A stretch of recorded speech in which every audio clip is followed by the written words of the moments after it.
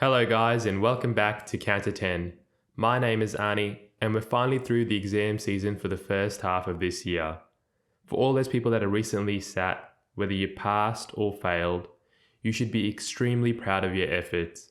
It takes a lot of work to get to the point to be able to sit this exam, and now is the time you should be relaxing, looking after your own mental health, and spending some time with the loved ones that you might have neglected in the last few months. For all those people that are still studying, life does get better, but don't work so hard that you lead yourself to burnout and exhaustion. There's always people that you can lean on, whether that's in your department, your colleagues, your friends, your loved ones, that are all here to support you. Now that I've been doing this for a little while, people often come up to me and say, "What's your motivation to do this?" And I've reflected a lot on that simple question. And as corny as it sounds, I think anesthetics is really unique. We're all one big community that have to go through these terrible exams together. And we all, once we get through it, I feel have a responsibility to help out in some way. Now that helping out can be unique to yourself. And for me, these episodes and this podcast, even if it ends up just helping one trainee along the way, is what brings me joy and makes me feel like I'm helping out and giving back to our community in some way. Now, there's a lot of previous episodes I've done in the past which share other trainees' journeys through this exam that are useful resources for you guys that might be struggling to look over. Because like I've said, you're not in this alone.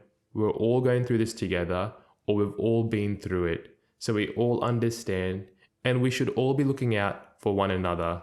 So if you see a fellow colleague that's struggling, just spend some time with them because you never know what that long-term effect will lead to. Now, with that said, let's go into today's episode, and we're going to be starting our brand new topic covering neurophysiology and pain. In today's episode, we're going to look at functional anatomy, and you guys know the drill by now. I'll first look at the learning objectives, followed by the past SAQs, so let's dive straight into it. 1, 2, 3, 4.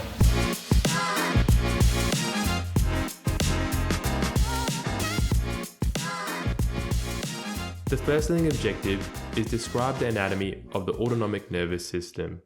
Now, there's not too many SAQs that come up specifically regarding this question alone, but it does get blended into some vibers and can make up half of a part of an SAQ. So while it seems like a really big topic, there are a few key things that are really important when we talk about the functional anatomy. To start off, we can define the autonomic nervous system, or the ANS, as the portion of the nervous system that provides the involuntary control of the internal environment, i.e. homeostasis. Now, the ANS is comprised of both components from the central nervous system and the peripheral nervous system. But specifically, when you're thinking about the ANS, you're thinking about the hypothalamus, the brainstem, the spinal cord, and then the visceral afferent and efferent pathways. Looking first at the hypothalamus, we can say this is the chief ganglion for the ANS. It can be influenced by other regions in the brain, such as the limbic system, and its functions can be divided into the regions of the hypothalamus. So there's 4 parts of the hypothalamus. There's the anterior hypothalamus, which contains the supraoptic and paraventricular nuclei, which give rise to the hypothalamus hypophyseal tract going into the posterior pituitary lobe, which control the release of ADH and oxytocin. The other function of the anterior hypothalamus is that it helps to control the responses when you're in a warm temperature, and it's a stimulation area which can induce sleep. Then you have the medial hypothalamus, which has the ventromedial and the dorsomedial nuclei, which help to control the energy balance as well as sexual behaviors. You have the lateral hypothalamus, which is associated with defense, emotion, as well as food responses. And then finally, you have the posterior hypothalamus, which is the main player in our outflow of our sympathetic nervous system. As well as this, the posterior hypothalamus controls responses when the temperature is cold and a thermostatic or our interthreshold range. We'll look at the hypothalamus in even more detail when we look at one of the past SAQs later on, but moving on for now, let's have a look at the divisions of the autonomic nervous system, being the parasympathetic and the sympathetic nervous system. These two systems overall need to work together, and that goes without saying. They play an antagonist and agonist type of role with each other. In some portions of the body, it's really evident, an example being the bladder, where the sympathetic nervous system helps to relax that bladder, while the parasympathetic nervous system helps to contract that bladder but relax the sphincter. So the process of urination requires that coordination between the PNS and the SNS. In other areas of the body, you might not have that same antagonistic and agonistic effect. Rather, it's the ratio of one of those systems. So an example for this would be the peripheral vasculature. The peripheral tone can be increased by increasing the sympathetic nervous system. However, it can just be decreased by decreasing the tonic activity of the SNS. So once you understand that fundamental concept of that yin-yang balance, and that balance can be either between the PNS and the SNS, or just by one of the pathways working harder or relaxing, we can now look into how each one of these pathways has an effect. First, exploring the efferent pathways of the sympathetic nervous system. We say that the SNS is the thoracolumbar system because it originates from T1 down to the L2, L3 level, making the thoracolumbar outflow of the autonomic nervous system. Here we have our preganglionic nerves that emerge from the spinal cord with the spinal nerves in the white rami communicates, which are white because they're myelinated, but they quickly separate into either the paravertebral or the prevertebral ganglia. The paravertebral ganglia makes your sympathetic chain, which can be divided into 4 parts. You have your cervical part, which supplies your head and neck, your thoracic part, which has your upper thoracic and lower thoracic parts, and if you remember your cardiac physiology, your upper thoracic has your cardiac fibers from T1 to T4, while your lower thoracic supply your foregut and your midgut.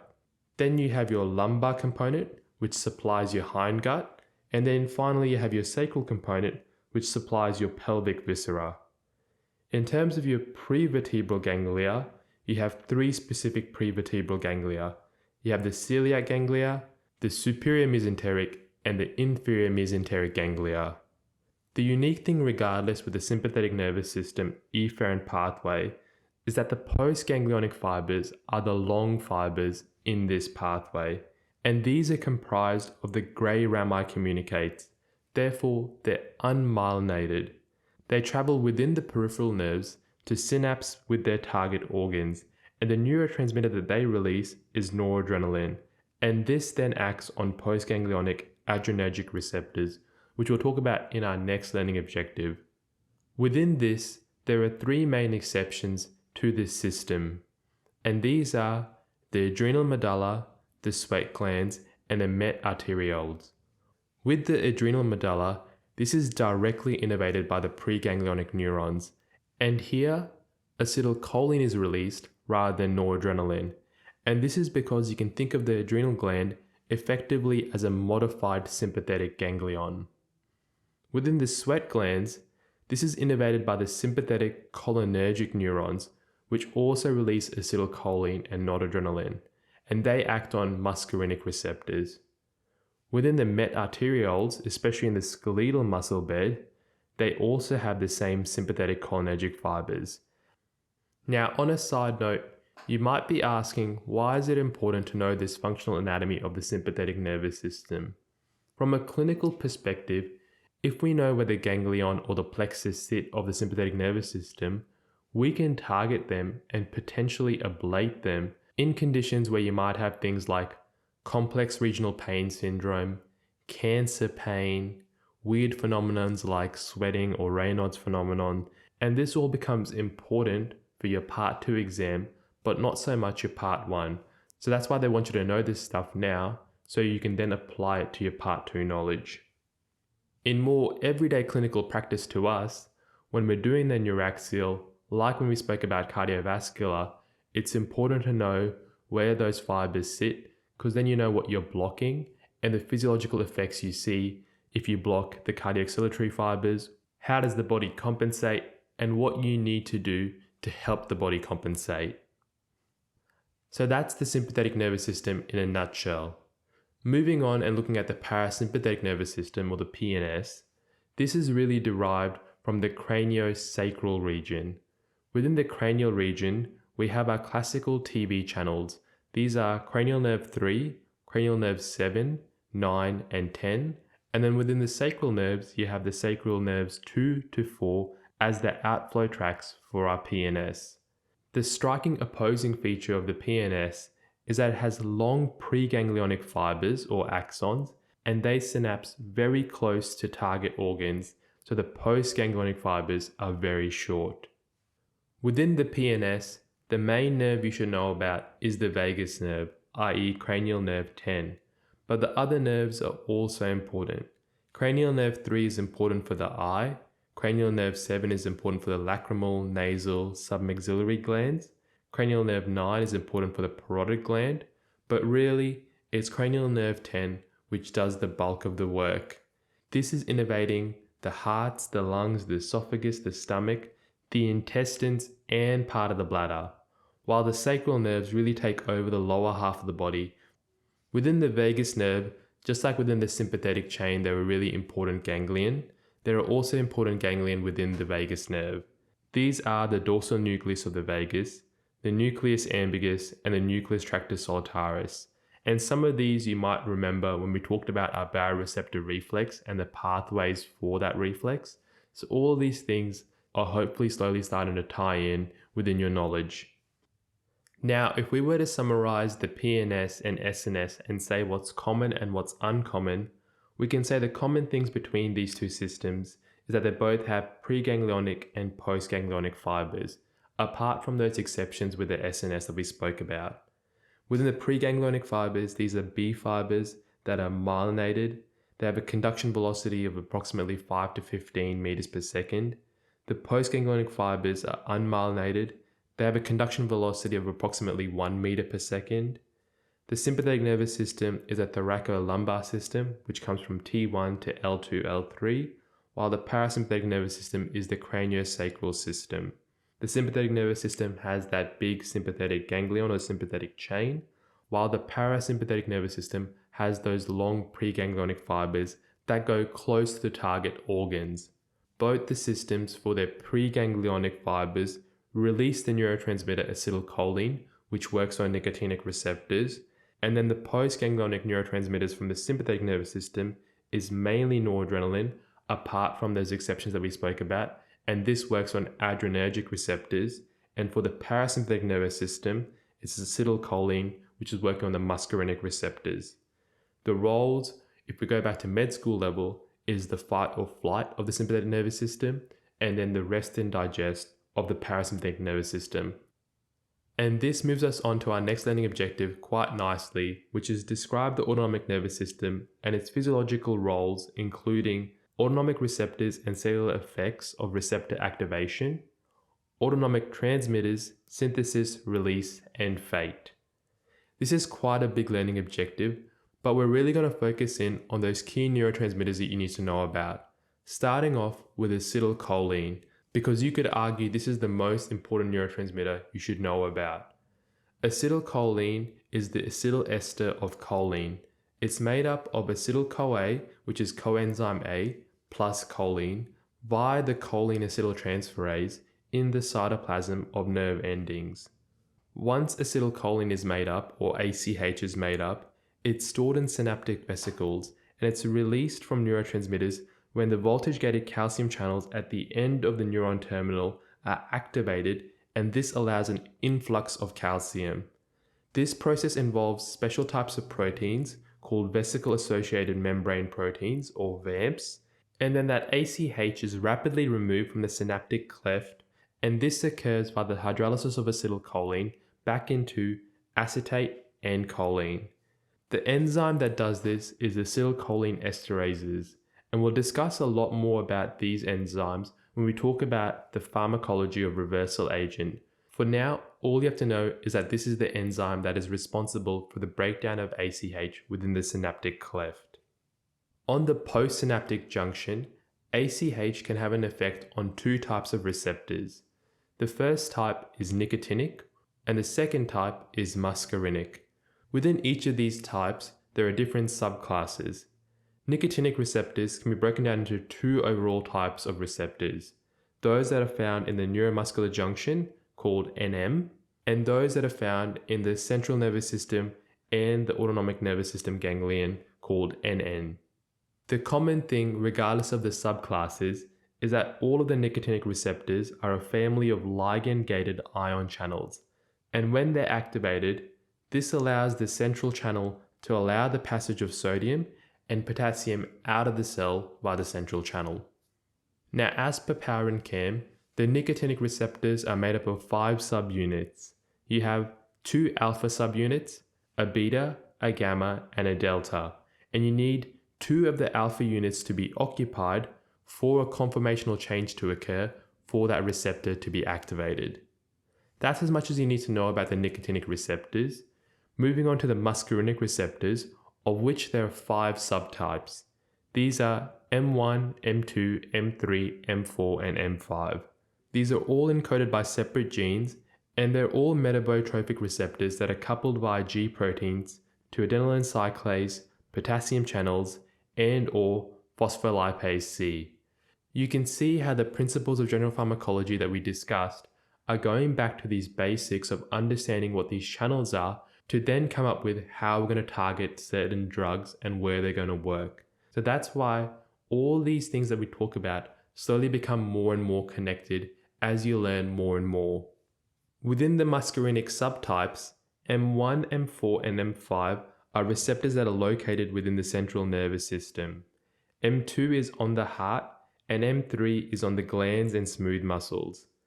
The key thing with the M2 receptor subtype that's on the heart is that this G protein receptor is actually connected to a potassium channel, which means it works very fast.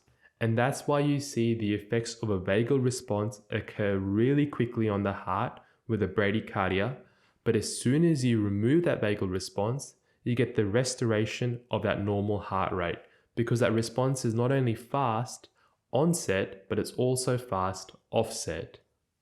So if you were to clinically probably give 2 drugs, one that was a muscarinic agonist and one that was a beta-adrenergic agonist, the muscarinic agonist might actually work faster than the beta-adrenergic agonist on the heart. This segues us nicely into talking about catecholamines and their receptor subtypes.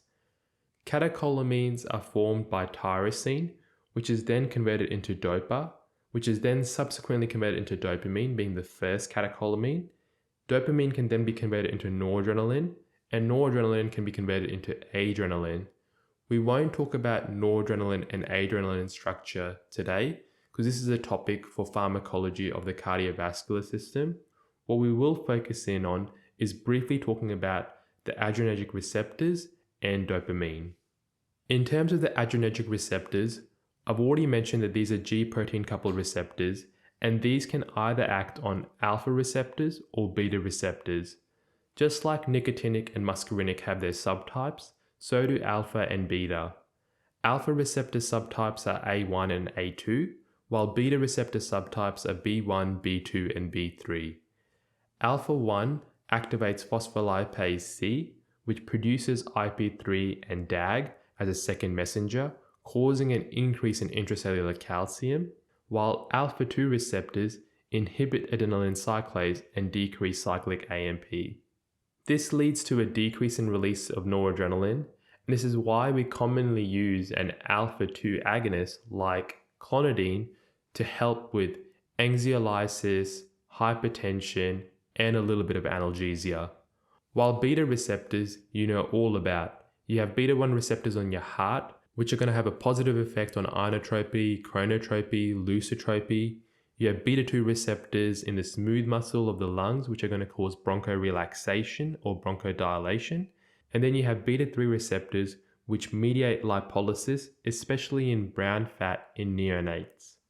And that's really as much as you need to know about the adrenergic receptor system. Moving on to dopamine, which can be some people's favorite Viva topic to give. In terms of dopamine, it's a water-soluble amine neurotransmitter. We've already said that it's a catecholamine, and dopamine can be converted into noradrenaline. Dopamine, once it's released, gets broken down by either monoamine oxidases or by COMET, and then gets conjugated and excreted in the urine. There are two types of dopamine receptors. These are D1 and D2. D1 is a G protein-coupled receptor, which is GS in mechanism, and it's mainly involved in postsynaptic inhibition. While the D2 receptor is also a G protein-coupled receptor, but can either be a GI or a GQ mechanism. It can be located both in the pre- and postsynaptic regions. When we look at the location and function of these receptors, we can say that they're heavily populated within the CNS, and within the CNS, you can see them in the nigrostriatal pathway, where 75% of these receptors are located, especially in the substantial nigra to the corpus striatum, and this forms the extrapyramidal system. You have them in the mesolimbic and mesocortical pathways from the midbrain to the limbic system, especially in the nucleus ambiguous, the amygdaloid area, and the frontal lobe. You have them in the tuberohypophyseal pathway in the hypothalamus as well as the anterior pituitary gland, and then you have them in the medulla within the CNS in the chemoreceptor trigger zone, playing an important role in nausea and vomiting. Peripherally, they're in the renal vasculature, allowing renal vasodilation, and they're in cardiac muscle, causing increase in inotropy. We'll talk about the cardiac effects and the renal effects of this a lot more when we eventually get into talking about the pharmacology of cardiovascular drugs, but that's really all you need to know at this stage for the functional anatomy in terms of neurophysiology. Finally, to finish this learning objective, you need to know about the other neurotransmitters that don't really fit in the ANS pathway but are really important to know. The first one is GABA and the second one is glutamate. In terms of GABA, GABA is a GABA aminobutyric acid, which is the main inhibitory neurotransmitter in the brain. It's concentrated heavily in the nigrostriatal system and throughout the grey matter, and mainly found in short interneurons within the central nervous system. Interestingly enough, GABA is actually made up from glutamate, and it's synthesized from glutamate via glutamic acid decarboxylase. It's removed from the system in two ways, either by GABAergic neurons and astrocytes, or by GABA transaminases. There are three main types of GABA receptors, but there's really two that you need to know about very well. These are GABA A and GABA B, while GABA C is mainly in the optical region. GABA A is a ligand-gated chloride ion channel, which is mainly postsynaptic, and the key thing here is it's an inotropic receptor.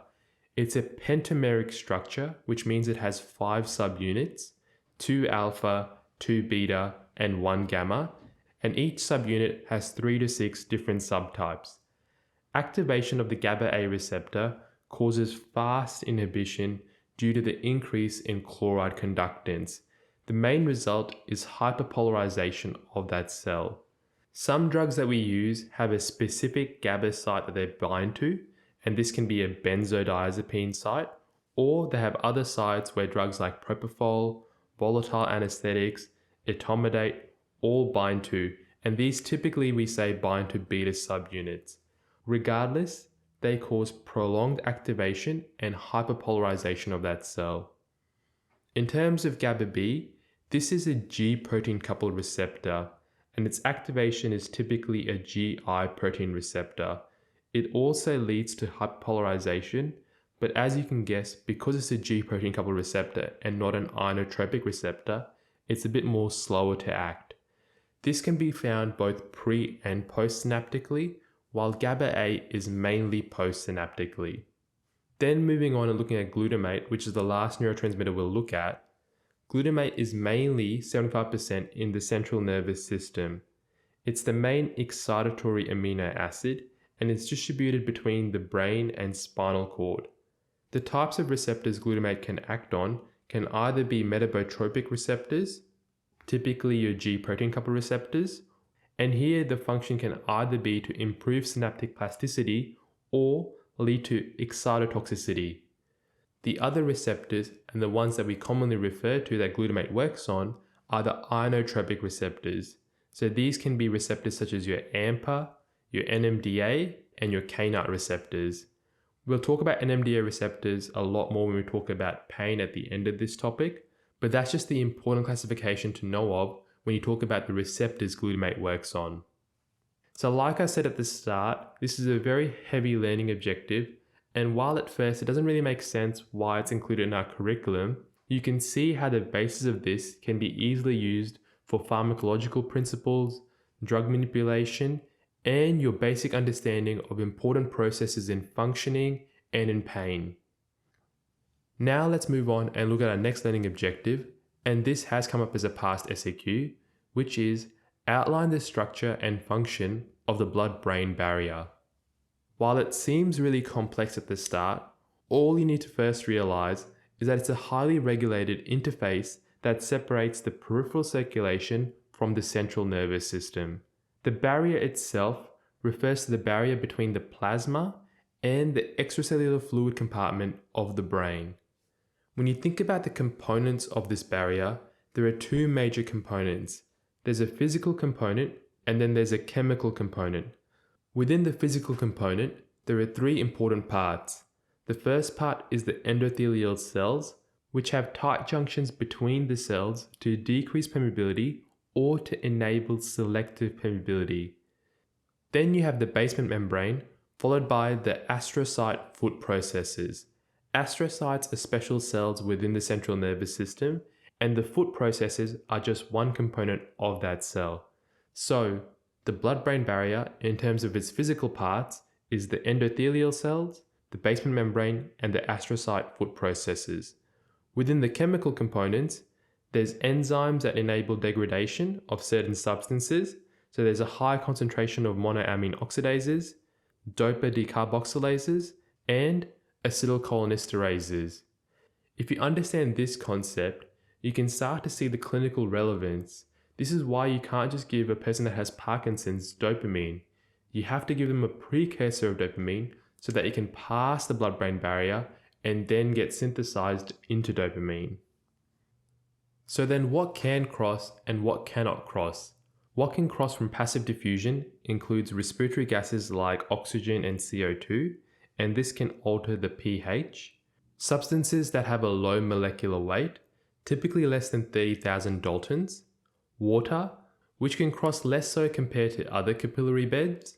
Then by active or facilitated transport, you can get the transport of glucose through GLUT1 receptors, the transport of amino acids, the transport of electrolytes. What can't cross are large polar molecules, specific proteins like immunoglobulin G, urea, cells like leukocytes, and bilirubin. Now, not all of these things cannot pass all the time. In neonates who may have a more porous blood-brain barrier or an underdeveloped blood-brain barrier are more susceptible to things like bilirubin passing. As we get older, or if we have conditions that damage our blood-brain barrier, things like urea can pass through. So none of these things are set in concrete, but generally speaking for your SAQ or your Viva, those are the things that you would say with the caveat attached. The overall significance of the blood-brain barrier is that it has a major role in protection, both from endogenous and exogenous toxins in the plasma. With that, it also has an immunological role as it limits pathogens getting across from the blood and protects from its own immune system. It maintains a stable ionic environment for the central nervous system. It maintains stable pH, and it's a barrier for neurotransmitters, both to prevent neurotransmitters leaking out and from new neurotransmitters coming in. The important thing with the blood-brain barrier is that not all of the central nervous system is protected by it. You have certain organs referred to as circumventricular organs which are not surrounded by the blood-brain barrier, and this is actually done on purpose by our body. These organs include the posterior pituitary, the chemoreceptor trigger zone or the area postrema, the subfornicular organs, which help respond to thirst, and in conjunction the OVLT osmoreceptors, the pineal gland, and the medial eminence of the hypothalamus. The reason why these organs are not covered by the blood-brain barrier is because they need to know what's happening in the plasma to then initiate a response from the central nervous system. Hopefully you can now see that the CNS system that we have is really smartly developed, and when the blood-brain barrier is disrupted, we are left way more susceptible to the internal homeostasis that we have. Moving on to our last learning objective, which is outline the production, reabsorption, and the role of cerebrospinal fluid. CSF is specialized extracellular fluid, which is found in the ventricles of the brain, the cisterns around the brain, and in the subarachnoid space, both in the brain and in the spinal cord. It's both clear and colorless, and it has a specific gravity of 1.007. The total volume of CSF is roughly 150 mils, with 50% in the brain and 50% in the spinal cord. Roughly the production is 20 to 30 mils an hour, or 500 to 600 mils a day. So therefore the turnover is roughly 3 to 4 times a day. The functions of the CSF can be broken out into 7 key things. I have 7 because it's what I remember. So there's 7 functions that I list. The first function is protection, and this is the main function. And it does protection by 2 ways. It has a water bath effect and it has a buffer effect. The water bath effect refers to low specific gravity, creating a buoyancy effect. It decreases the effective weight of a brain, which is roughly around about 1400 grams to 47 grams.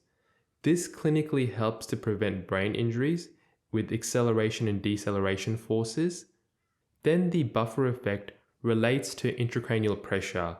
CSF can translocate to the spinal subarachnoid space to decrease the volume in your fixed brain to decrease ICP. When this is exhausted, you get a rise in your ICP. So that's the first function of CSF. The second function is to maintain a constant ionic environment for conductance of neuronal electrical activity. And the CSF itself contains ions that are transported by active pumps and by secondary transport. The third role is to provide and supply nutrients, and this can be simple sugars, amino acids, as well as oxygen to the brain. The fourth role is excretion of toxic substances and metabolic byproducts, an example here being CO2 from the brain. The fifth function is the lymph type function. This is essentially that the CSF has interstitial proteins in the brain which return to the circulating system via the CSF, reabsorbing it via the arachnoid villi. The sixth function is the acid-base regulation, and this again goes back to our very first topic of respiratory physiology of control of acid-base through the control of respiration. Then finally, the seventh and last function is an endocrine function. It helps to transport hormones to other regions of the brain. Now you don't have to remember all those 7 functions, but it's what I had to cover a wide variety of functions of the CSF itself. Then when we take a look at the formation of CSF, we can say that CSF is produced by 2 main ways. The first way is through the choroid plexus, which produces roughly 70% of the CSF. The choroid plexus is like a cauliflower-like outgrowth from the blood vessels covered by a thin layer of epithelial cells known as the ependyma. This is located in the 4 cerebral ventricles. Then the second way CSF is formed is directly from the ependymal cells itself in those ventricles, and that produces roughly 30% of the CSF, so the majority is done via the choroid plexus. The actual process of making CSF is different to the process of making plasma, and this is evident in the difference in the constituents between plasma and CSF. The main focus with producing CSF is the formation of CSF through either bulk flow via hydrostatic pressure or via ultrafiltration. The capillaries in the choroid plexus are fenestrated, but the choroid plexus itself and the epithelium is relatively impermeable due to its tight junctions. And the three key things that the choroid plexus has, or the choroid plexus epithelium has, is that it actively produces a high sodium gradient through an NAK ATPase system. It has high intracellular carbonic anhydrase to facilitate ion flux, and it has facilitated transport of certain solutes. All of this means when you compare the CSF to plasma, there are some notable differences. Overall, the sodium is pretty similar, but the potassium is markedly lower in the CSF. The chloride is markedly higher in the CSF, and the CSF tends to have less bicarbonate and less glucose. Less bicarbonate means that it has less buffering capacity, so the normal pH of CSF is lower than the pH of plasma. The protein content of CSF is also lower, and we've also said that the CSF specific gravity is lower than that of plasma, but higher than water. The lower specific gravity allows for that buoyancy effect to decrease the effective weight of the brain itself. The final thing to know about CSF is understanding the flow of CSF in terms of its production and reabsorption. We commonly say that the formation of CSF is independent of the intracranial pressure, however, is dependent on the cerebral perfusion pressure. And there's a really important graph in Power and Cam that depicts this that you have to know about. What it shows is that the formation of CSF is ICP independent, but it requires a minimum CPP of at least 70 millimeters of mercury to get formation of CSF. In terms of absorption, this is dependent on CSF pressure and therefore ICP pressure. At ICPs less than 7, there's minimal reabsorption occurring. However, between 7 to 23 millimeters of mercury, that absorption increases linearly. There is that equilibrium point where formation equals absorption at roughly 11 centimeters of CSF pressure. The last thing we'll talk about with CSF is the flow of CSF. So once it's formed in the ventricles, it circulates from the lateral ventricles into the third ventricle via the intraventricular foramen, through to the fourth ventricle via the cerebral aqueduct, into the subarachnoid space at the cisterna magna via either the foramen of Magendie or the foramen of Luschka. The CSF then circulates around the brain and the spine in the subarachnoid space, and its movement is aided by the ciliary movements of the ependymal cells and respiratory oscillations. Its absorption is via the venous blood through the arachnoid villi, and the arachnoid villi are in the dural walls of the sagittal and sigmoid sinus, as well as the spinal dura. And these, importantly, act like one-way valves. So therefore, once CSF is reabsorbed, it can't go back into the CSF space. Most of the time, the reabsorption is being done by the arachnoid villi intracranially, and minor absorption is being done by the arachnoid villi in the spinal space. However, when the ICP is increased, you can then buffer that CSF through the arachnoid villi in the spinal space. So that brings us to the end of the learning objectives today, and now we'll look at the past SAQs, of which there's not many from the ANZCA exam, but there is a few key ones from the CICM exam that we'll have a look at. The first question we're going to look at is the latest question that was asked on this topic, which was from 2022 first sitting, and this was briefly outline the structure and function of the blood-brain barrier. This has been asked twice now, with low pass rates both times, well below 50%, and the main thing the examiner report wanted was that candidates were expected to describe the nature of the substances that are permeable, selectively permeable, and non-permeable across the blood-brain barrier in the explanation of the blood barrier function. Common mistakes included confusing the blood-brain barrier as a single phospholipid bilayer cell membrane, confusing it with the thecal sac for CSF, and implying the blood-brain barrier is impermeable to all substances. And this question was actually in my sitting. The two things that I would divide this question into is structure and function, and we've already talked about these two things in our learning objective. In terms of the structure, remember there's the physical structure and then there's the chemical structure. The physical structure has the endothelial cells, the basement membrane, and the astrocyte foot processes. The chemical structure has all those enzymes like monoamine oxidases, dopa decarboxylases, but also has those transporters that allow the passage of important things like glucose and ions. In terms of the second component being the function, you can easily go through what we rattled off before: protection, immunological barrier, maintaining a stable ionic environment, maintaining stable pH, and a barrier for neurotransmitters.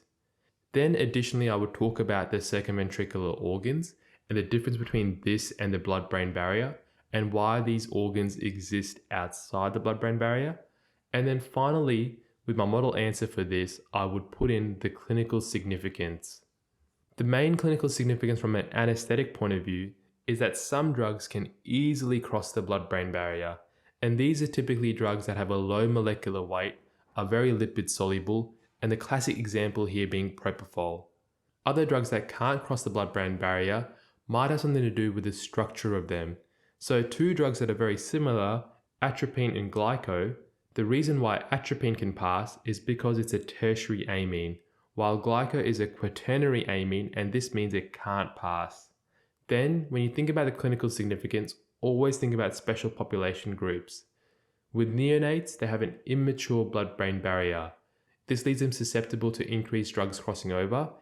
Then on the other spectrum, in the elderly or in people that might be sick or have an inflamed blood-brain barrier, this also leaves them susceptible to certain drugs or pathogens. Urea can then cross over and can cause uremic encephalopathy.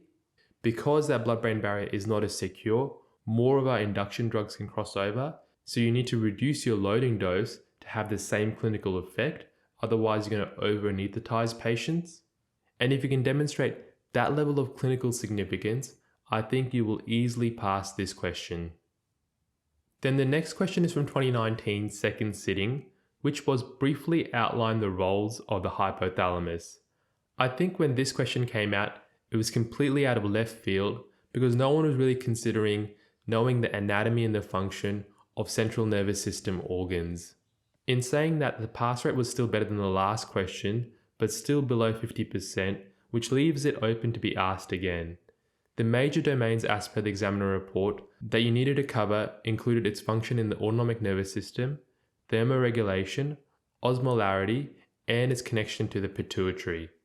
If you demonstrated understanding in at least 3 of those domains, you were given a pass mark.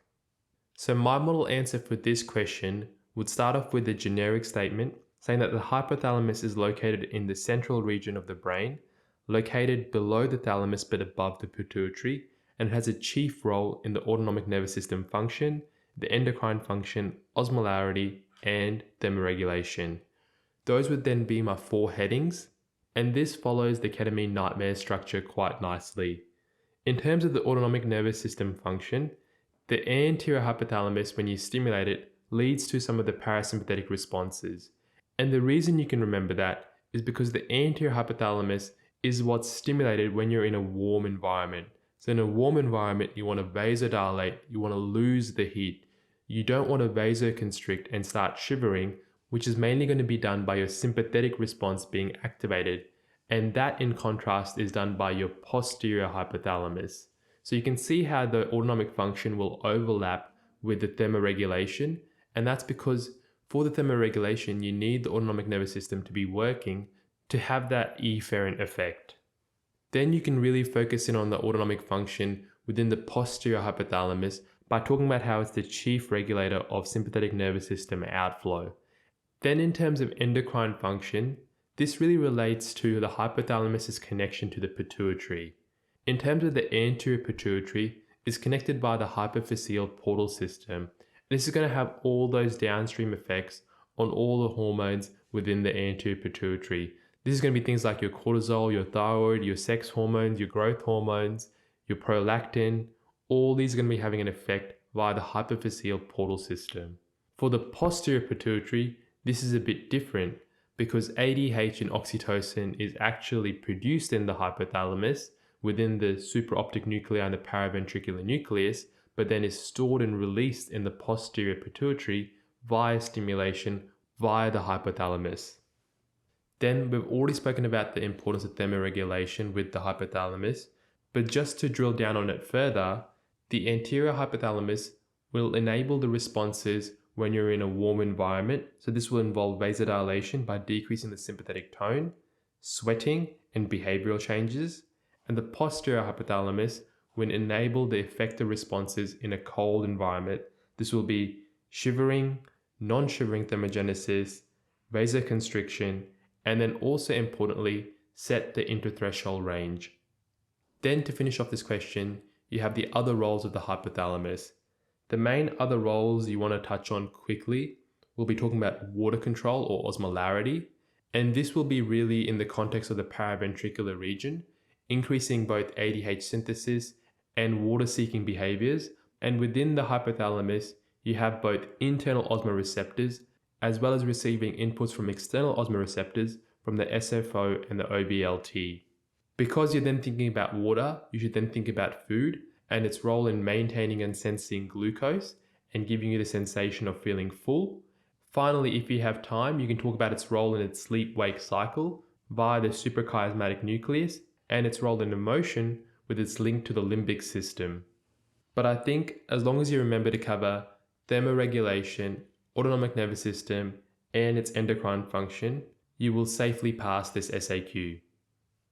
Then there's one more SAQ to talk about from the ANZCA exam, which overlaps with both cardiovascular physiology and neurophysiology, and it was asked in 2018 second sitting, which was describe the autonomic innervation of the heart, 60%, and the effects of autonomic stimulation on cardiac function, being 40%. This had a good pass rate of 67%, and I think the Amanda Diaz model answer for this summarizes everything really nicely in a one-page table. It breaks down this question with an overall statement saying that the heart is innervated by both extrinsic sympathetic nervous system and by the parasympathetic nervous system via the vagus nerve, and then it has all the different subheadings. So this would be the origin of the innervation, the basal tone, the effect of the baroreceptor reflex, the pathways it goes down, the preganglionic fibers, the postganglionic fibers, the neurotransmitters that are released, the receptors that it acts on, the intracellular response to the receptors once they're activated, the end result of that activation, the duration of the activation, and then interestingly enough, it has some clinical implications on the effect on the left ventricular curve. The key things you want to touch on is that the sympathetic innervation comes from the sympathetic chain from the high thoracic region of T1 to T4. At rest, the sympathetic tone is depressed and the parasympathetic tone predominates. The pathway on the sympathetic side will have the short preganglionic fibers and the long postganglionic fibers. At the postganglionic site, the neurotransmitter that will be released will be noradrenaline, acting on the beta receptors, and on the heart, it will be acting on beta 1 receptors. Because it's beta 1 receptors on the heart, these are going to be GS protein coupled receptors, which are going to then increase inotropy, increase chronotropy, increase lusotropy. All these will take a longer time compared to the effects of the parasympathetic nervous system because these work by linked potassium channels. And like we said before, the potassium influx will be much quicker than the secondary messenger response pathway. So this means clinically, you have very fast onset if you get an increase in parasympathetic stimulation, but also very fast offset. Typically, the parasympathetic system will only really have an effect on chronotropy, not so much inotropy and lusotropy, and what you'll see is either a decrease in heart rate when the parasympathetic nervous system is activated, or if it's relaxed, you'll see a normalization of that heart rate. These actions of the parasympathetic nervous system are being activated by acetylcholine as the key neurotransmitter acting on the muscarinic M2 receptors. If you're really smashing this question, you can then think about the cardiac system as a whole, because the second part of this question addresses the effects of the autonomic stimulation on the cardiac function. So then you can think about what increase in sympathetic tone will do to the peripheral vasculature and the peripheral tone, and how that will impact your preload and afterload, and the consequences this will have on your cardiac function and cardiac output. The parasympathetic nervous system on the flip side really doesn't have much of an effect on the peripheral vasculature compared to the SNS. And so you'd be focusing on the sympathetic nervous system as an extra point in this question. So that's all the SAQs from the ANZCA exam. But while we're on the topic of talking about the autonomic nervous system, there are two SAQs that I wanted to touch on from the CICM exam that are very fair game to be asked in our exam. Both of these questions were asked in 2020 and in 2017, and I think if you knew your functional anatomy well, you would have no problem answering these two questions. In 2020 in the CICM exam, they were asked to describe the anatomy, 70%, and the effects of the sympathetic nervous system being 30% of the question. This is more of a fact-based question, which follows the theme of typically CICM-based questions. And here, in your model answer, again, you'd break it down into the anatomy and then the effects. Within the anatomy, you'd start off with the posterior hypothalamus, saying that it's the main site of your sympathetic nervous system outflow. It connects to the medulla via the rostroventrolateral medulla. It is important for both basal tone as well as reflex control within the cardiovascular system. The sympathetic nervous system outflow can be described as a thoracolumbar outflow, going from T1 down to L2, L3, and it consists of two types of neurons, preganglionic and postganglionic. The exception to the rule is the adrenal medulla, which only has the preganglionic fibers, and the exception to the neurotransmitter release and the postganglionic site are the met arterioles and the sweat glands. Then you can break down the anatomy even further by saying that the preganglionic fibers travel down the intromediolateral spinal cord and they leave the spinal cord via the ventral roots, travel as white rami, therefore being myelinated B fibers, to then form the sympathetic trunk, and then from the sympathetic trunk they synapse with the postganglionic fibers, which are now the unmyelinated fibers, to their target organs.